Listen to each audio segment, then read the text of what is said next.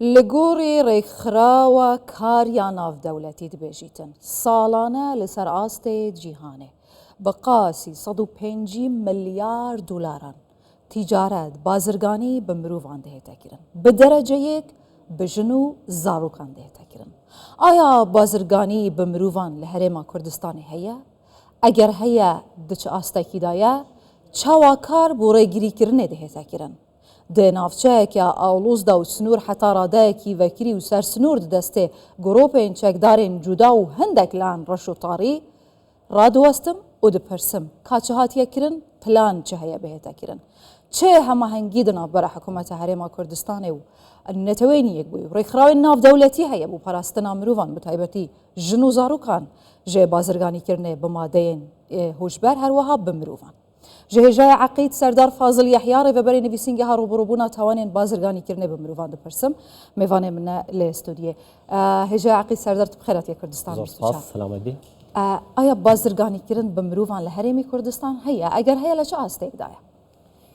دەستەکانی جەنابتان خۆشبی سڵاو بۆ بینەرانی کەناڵی 24 دەستەکانتان خۆشببیتن لە بۆ بەشداریکردنمان لەم پرۆگرامە هەروەک بەڕێستان ئاماژتان پێکرد لە سەرەتای بەرنامەکەتان تاوانی بازرگانیکردن بە مرۆڤ تاوانێکی ڕێکخرا و سنوور بڕە ئەگەر بگەڕێنەوە بۆ جارنامەی جیهانی مافەکانی مرۆڤ ساڵی 1940 لە بەندی چوارەم زۆر بەڕوونی باسی قەدەغەکردنی بازرگانیکردن و وەکڕین و فرۆشتن بە کۆیلایەتی دەکاتن و دواتر نەتەوەی یەکگرتووەکان درچیان بە شێوازێکی نوێی بازرگانیکردنی پێشکەوتوو کرد ئەوە بوو لە 29 2000 هەڵسان بە زیادکردنی پێناسەی بازرگانیکردن بە مرۆڤ لە ڕێکەوتنامەی بەرەنگاربوونەوەی تاوانە ڕێکخراوەکان بە تایبەتی پاراستنی و پاراستنی ئافرەت و منداڵ بوون بە قوربانی بازرگانیکردن بە مرۆڤ و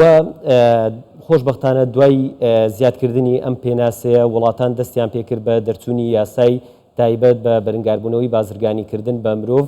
هاوشێوەی وڵاتان هەرێمی کوردستانیش هەڵسا بە بەرکارکردنی یاسای بەرەنگاربوونەوەی بازرگانیکردن بە مرۆڤ و هەروەها ڕێنمایی تایبەت و وەهێنانەکای نووسینگە و لایەنی تایبەتمەند بە دوواداچوون و لێکۆڵینەوە لە کەیسەکانی بازرگانیکردن بە مرۆڤ و هەروەها ڕۆلی هەرێمی کوردستان لە ڕوبەڕووبوونەوەی تاوانی بازرگانیکردن بە مرۆڤ بە تایبەتی قۆناغی دوای ساڵی 2010 قۆناغی دوایی بەرکارکردنی یاسای بەرەنگاربوونەوەی بازرگانیکردن بە مرۆڤ بە قۆناغێکی پێشکەوت و زێڕێندا دەدرێتن لە بەرەنگاربوونەوەی تاوانی بازرگانیکردن بە مرۆڤ. جەنابی عەقیدەمەوەی بزانم ئایا بازرگانیکردن لە هەرێمی کوردستان لە چ ئاستێکدا لەوانەیە بینەرەکانمان نەزانن بازرگانیکردن بە مرۆڤ چییە؟ جوورەها بازرگانیکردن بە مرۆڤ ئەنجام دەدرێ یەکێک لەوانەیە ئەو منداڵانەی لەسەر جادە ئیش دەکەنەوە بازرگانیکردنە بە مرۆڤ یعنی مەرجنیەت و کەسانێک لە ناوچەیەک بگوازیەوە ناوچەیەکی تر ئەمە بازرگانی بێت دەکرێت هەر لە شوێنی خۆی بێت لە هەرێمی کوردستان لە چ هەروەک لە سەرەتا باسمان لێوە کرد هەرێمی کوردستان لە کاتی هاتنی ژمارەیەکی زۆر ئاوێوارە و هەروە هاتنی تیرۆرستانی داعش و هەروەها پێشکەوتنەکانی حکوومەتی هەرێمی کوردستان بۆ دابینکردنی دەرفەتی کار ئەوە بوو چەند ژمارەیەکی زۆر کرێکاری بیانی کە دەرفەتی کاری لە هەرێمی کوردستان دۆزیەوە ئەوە بوو کە بە دەرکەوتنی چەند شێوازێکی تاوانی بازرگانیکردن بە مرۆڤ لەوانە تاوانی کاری زۆرم لێ و هەروەها بابەتی سێکس ترافیکینگ و هەروەها بابەتی دەرۆزە پێکردن بە دەرکەوت ئەوە بوو خۆشبەختانە دوای دەرچوونی یاسایەکە حکوومەتی هەرێمی کوردستان پلان و پرۆگرامی تایبەتی دانا بۆ بەرەنگاربوونەوە و ڕوبەڕووبوونەوەی تەشەنەکردنی تاوانی بازرگانیکردن بە مرۆڤ. باشەوەی چاخی ئەم بێژین هەڵسەنگاندنتان بوو تاوانی ڕێکخراو لە هەرێمی کوردستان چوونە ئێوە چۆن دەبینن وەکو بەڕێوەبەری نووسینگەی ڕوبڕووبوونی تاوانی بازرگانیکردن بە مرۆڤ لە هەرێمی کوردستان؟ بەڵێ ئەگەر سەیری پێشکەوتنی وڵاتان بکەین هەرێمی کوردستان هاوشێوەی وڵاتە پێشکەوتووەکان کاری کردووە بۆ بەرەنگاربوونەوەی تاوانی بازرگانیکردن بە مرۆڤ لە دامەزراندنی نووسینگەکانی بەرەنگاربوونەوەی تاوانی بازرگانیکردن بە مرۆڤ و هەروە لیژنەی تایبەتمەند بە بەرەنگاربوونەوەی تاوانی بازرگانیکردن بە مرۆڤ و هەروەها بە سیستەمکردنی هاتنی کرێکاری بیانی یان خەڵکی بیانی بۆ هەرێمی کوردستان بۆ ئەوەی بتوانرێت بە ئاسانترین شێوە لە ڕێگەی سیستەمێکی تایبەت لە وەزارەتی ناوخۆ کە بەستراوەتەوە بە بەڕێوەبەرایەتی ڤیزە و هەروەها نشینگەی پارێزگاکان بۆ ئاگاداربوون لە هاتن و دەرچوونی خەڵکی بیانی بۆ هەرێمی کوردستان هەروەک بەڕێستان دەزانن ئەو کەسانەی کە بیانینە و زمانی وڵاتی ئێمە نازانن دەتوانرێت وەکو نێچیرێک سیر بکرێن بۆ ترافیکەرەکان خۆشبەختانە دەتوانرێت لە ڕێگە بمبڕ نەبووە ئێوە کارتان کردووە ڕاستە کارتان بەردەوامە ڕاستە بەڵام بوو بنبڕکردنی بازرگانیکردن بە مرۆڤ لە هەرێمی کوردستان ئێوە چیتان کردووە یعنی پلانتان لە بوو بنبڕکردنی هەیە بەڵێ هەروەک ئاماژەمان پێکرد تاوانی بازرگانیکردن بە مرۆڤ یەکێکە لە پڕداهاترین تاوانە نایاساییەکان لە جیهان ئەوەش ئاماژەیەکە لە تەواوی جیهان مەترسێکی تەواوی دروست کردیە بەڵام خۆشبەختانە لە هەرێمی کوردستان لە دوای دەرچوونی یاسای ژمارە 6 ساڵی 2010 ڕاستەوخۆ حکوومەتی هەرێمی کوردستان لە ڕێگەی وەزارەتی ناوخۆ ڕێنمایی ژمارە 3 ساڵی 2010 دەرکرد بە دامەزراندنی بەڕێوەبەرایەتی بەرەنگاربوونەوەی تاوانە ڕێکخراوەکان و بربەستنەوەی بە دیوانی وەزارەتی ناوخۆ و هەروەها دامەزراندنی نووسینگەکانی بەرەنگاربوونەوەی بازرگانیکردن بە مرۆڤ لە کاتی ئێستا گۆڕدراوە بۆ بەرەنگاربوونەوەی تاوانە ڕێکخراوەکان و لەگەڵ ئەوەش لیژنەی تایبەت لیژنەی ناوەندی بەرەنگاربوونەوەی بازرگانیکردن بە مرۆڤ لە دیوانی وەزارەتی ناوخۆ بە ئەندامەتی تەواوی لایەنە پەیوەنددارەکان و هەروەها لیژنەی لاوەچی لە پارێزگا و ئیدارە سەربەخۆیەکان جگەلەوە کە باسی ئەو سیستەمەم کرد کە تایبەتە بە ڕێگریکردن و بەرەنگاربوونەوەی تاوانی بازرگانیکردن بە مرۆڤ و لەلایەکی ترەوە لیژنەی تایبەتی هەماهەنگ لە نێوان لایەنە پەیوەنددارەکان بە تایبەتی نووسینگەکانی بەرەنگاربوونەوەی تاوانە ڕێکخراوەکان و نشینگەی پارێزگاکان و بەڕێوەبەرایەتی کاری پارێزگاکان دامەزراوە بۆ بە دواداچوونی بارودۆخی کرێکاران و بە تایبەتی خەڵکی بیانی لە هەرێمی کوردستان ئەگەر ئەم بە هەژمار بڵێن ئێوە گوتان لە ساڵی 2010 تا ئێستا کارێکی چاکتان کردووە بە تایبەت بەجێبەجێکردنی یاساکان کرد لە پەرلەمانی کوردستانەوە دەرچوون ئەگە بە هەژمار پێمان بڵێ بڵێ چەند دووسیە هەبووە چەند تاوان کراوە چەند دووسیەیەک لاکرانەوە بڵێ سەبارەت بە دۆسیەکانی لێکۆڵینەوە دۆسیەکان زۆربەی لە قۆناغی سەرەتایی لێکۆڵینەوە دابوون و لە کاتی ئێستا